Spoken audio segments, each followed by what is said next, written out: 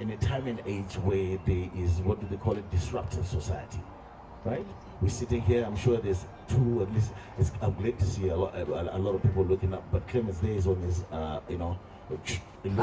sometimes an artist will call you up, like, yo, Butter, I got this song coming out, can I come for an interview? You're like, sure, then you make it happen.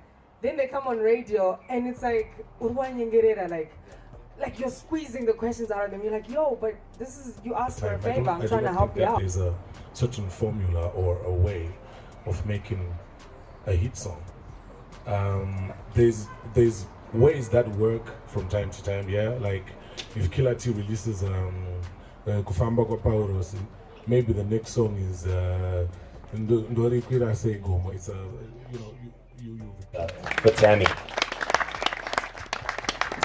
one thing that you told me is that you value the writing process of making a song. Do you mind just sharing with us about how you write music and how you end up with a hit song? Hi everyone, my name is Tamy. I'm a little bit shy right now, but Danny approached me and he asked me to talk about songwriting, and I'm very passionate about songwriting because I discovered I actually have a gift for it. So I started writing music when I was 9, and my first album, there are songs that I wrote when I was 11, 12 and 13. So Ndibereke and all those songs I wrote when I was about 13, 14. Thank you.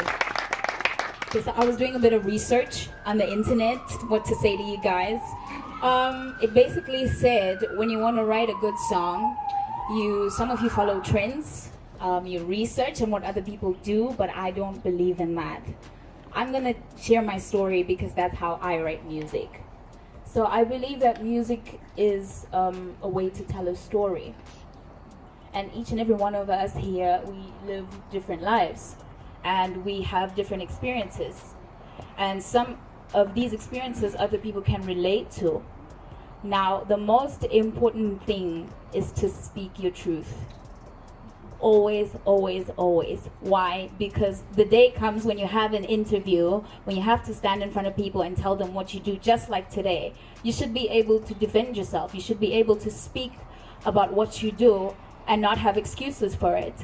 I believe when you speak your truth, a lot more people can relate to it. That's why you'll never find me singing, I got bands, I got wood, I got money, I got that. Because at this point in time, I'm working towards that, but I don't have that.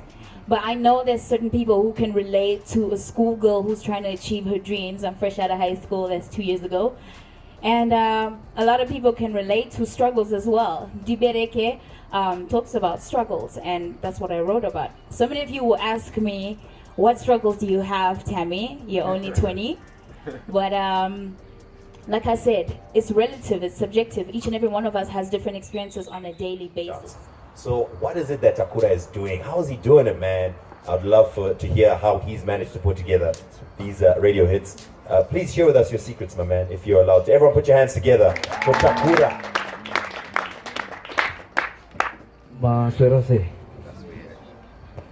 My name is Takura, and I do a whole lot. And what I want to talk about is how I make my hits. So I have a studio at home because I'm always thinking about stuff, you know. I could be driving to the gym or wherever. I'm always thinking, like Tamy said, and then I record them on my phone. As soon as I get home, you know, I recommend that for a lot of artists. Could at least get your little setup, you know, because sometimes you have ideas and then in the studio, and the thing about art is it comes whenever it wants. It's not always. You don't just say I hit. You see, for me, I record every day. Even today, I was recording, but I have 2 songs that I got to swap my verses. I featured a Mozambican rap artist, Alonzile Lizzy, and I think we're gonna release them first thing 2019. But yeah, you know, but I always have, even though I have those 2 songs, I've played them to a lot of people. They love them. I keep recording. I want to get used to the mic, you know. I want to get used to just the whole process. So my process is I'm picky when it comes to beats. because something I've understood is beat selection. I know a lot of people don't care about that, but if I have to give examples between Davido and Wizkid, who would you say has the best beat selection? Wizkid, right? Yeah. So sometimes, like for me, if I'm not feeling a beat, I can't write. I can sing in melody, but I can't write because I'm just not feeling it. That's for me. I'm always recording at home. So whenever most of the producers I work with, they send me a whole lot of beats. I can get 100 beats and not find one.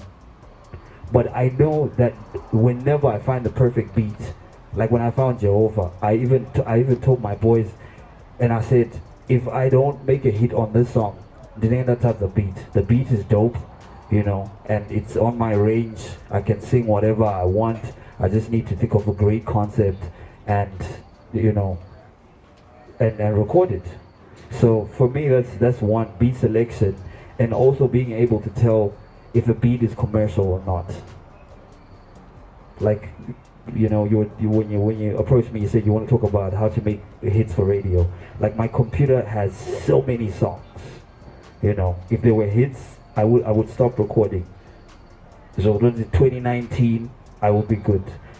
But sometimes I play the song, I play it in my car with my boys. I even put a system in there because I want to be able to hear. And I ask whoever I'm close to, would you listen to this? And fortunately, my whole crew is honest. Hapana chinji no muda. I know a lot of people are so, like, everyone is rushing to put out hits, with jado budita so and then you rush, you release, you don't even ask your friends, or your friends hype you up, you release the wrong song. So I think if you're a mainstream artist, you shouldn't allow to release bad songs. You understand? You can go for 6 months without releasing a song. There's no problem with that. But at least make sure whatever you release is, if it's not a hit song, it's a good song. At least, you can't afford to release a bad song. You have all the time, you have all the producers at your disposal. So, yeah, I think across that's Africa. Do you know that Simba Tags produced Malik Berry's album? Do you guys know that? Do you guys know he's done songs with Burna Boy, Wizkid, Mr. Easy? Simba Tags has been doing things in Africa. So I invited Simba Tags here. I invited Simba Tags to share with us how the rest of Africa approaches it, and especially, you're welcome to speak about as well how you do it, but just how the rest of Africa approaches making music for radio, making hit songs. So give it up for Simba Tags. Hello everybody, how y'all doing? What about? Okay, so I'm gonna be a bit technical at first to split Africa into West Africa, East Africa, and then I'll just say South Africa as a country, and their use of radio with their artists and how radio functions in those countries as well. So I don't know if you know that people in Nigeria don't get royalties for their play. I did not know that. Okay, people in Nigeria don't get royalties for their airplay, but they are still they're only starting to do that now with Universal moving into Nigeria. So a lot of people there are trying to get onto Spotify playlists, because that's the new thing right now online. If you're on a Spotify playlist which has like 300,000 listeners monthly, your song is going to get played. You come down to East Africa, and then it's half. The East Africans, their data is very, very cheap, so they spend a lot of their time online and listening to music online. But also, they play a lot of local content in countries like Uganda, Kenya, and all that. It's like a lot of local. Very little else plays there. So that's like middle. And then we have South Africa, which is predominantly radio and not that much data consumption. And you could even see that with their Spotify or even their YouTube views, things like that.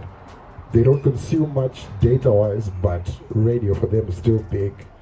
Royalties are still good, like people are enjoying that.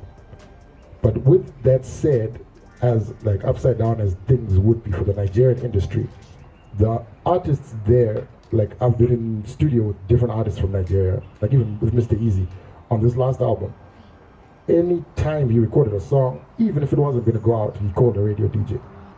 He called DJ Spinall, he called DJ Neptune, he called DJ Edu from BBC. Every time, plays the song and gets their comment, which is like, so I guess it's not how Africa approaches radio. It's like how different African countries work with their radio people. And the Nigerians, I guess they know and they trust the ears of the people that they've been working with and that have been advising them for so long, that they know if I need to put out a song, if DJ Spinall says it's okay, then it's all good. You know, whereas in South Africa, it's just the labels control that, everyone controls that, and even the artists themselves don't really care for that. And I wonder if that could be a reason why they also go as far as that, because they still get the commercial ear to okay their song.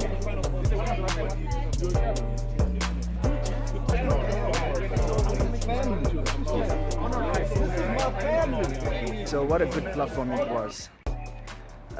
We met some people, got a few contacts here and there. Just have to improve on my music and stuff. And it was great. It was great. Learned a lot. So right now I'm going home now.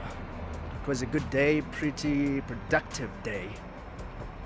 And I think you're gonna see me more starting next year. This year has been there's been some unfortunate events, but starting from next year I'm going to do a lot more vlogs here and there than this year. This year has been pretty hectic. Okay, signing out. I just have to say believe in yourself and do more. And yeah guys, this is it. I'm signing out. This is me. See you.